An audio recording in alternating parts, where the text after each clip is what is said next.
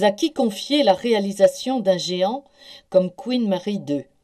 Fin novembre 1999, la Cunard met différents chantiers européens en concurrence.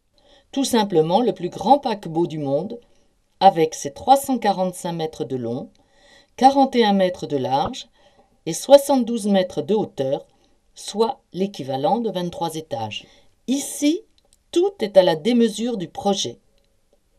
Dans le restaurant Britannia, 1347 convives peuvent se restaurer en même temps.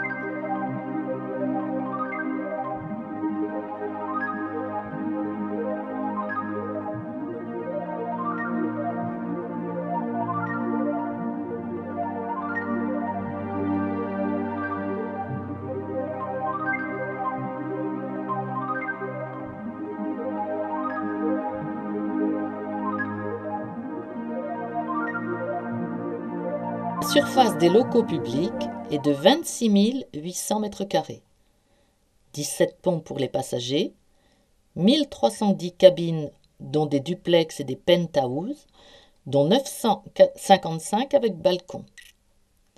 300 œuvres d'art d'une valeur de 4,4 millions d'euros.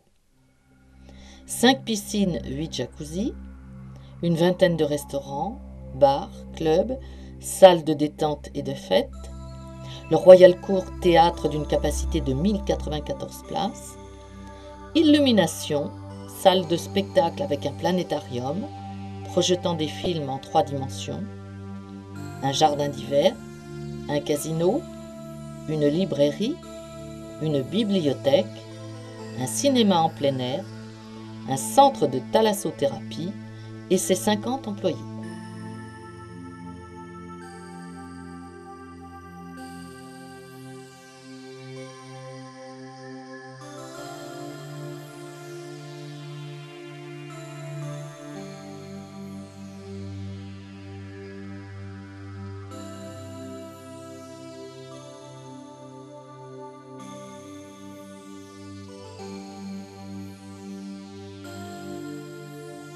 Toutefois, ce n'est encore rien comparé au luxe incroyable que l'on trouve dans les Forward Suites, disposés sous la passerelle et desservis par leur propre ascenseur privé, pour permettre aux vedettes de cinéma et aux personnalités de voyager à bord en toute discrétion, et dans les 5 duplex aménagés sur l'arrière du paquebot. 2 de ces suites offrent chacune 209 m². Cet espace immense est encore modulable. Il suffit pour cela de faire coulisser les cloisons de séparation. Sur Queen Mary II, les cabines passagers les plus modestes atteignent 18 m², ce qui est bien supérieur aux surfaces rencontrées à bord d'autres navires. Au total, 2620 passagers peuvent embarquer, servis par 1254 membres d'équipage, ce qui confère au Queen Mary II le plus gros ratio espace-passager du monde. À bord, on trouve aussi un planétarium dans lequel 473 personnes peuvent assister au fantastique spectacle de la reconstitution du ciel sur un écran demi-sphérique de 13 mètres de diamètre et de 8 mètres de profondeur. La magie est aussi au rendez-vous dans le théâtre Royal Court.